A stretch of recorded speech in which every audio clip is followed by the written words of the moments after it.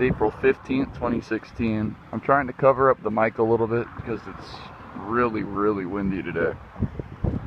And the only thing I've really noticed is this aerosol plume over here seeding a couple cumulus type clouds.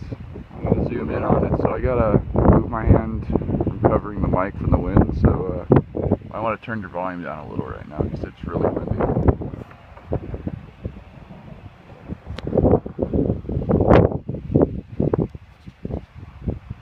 But you can see right there how there's aerosols pretty much stacked on top of them.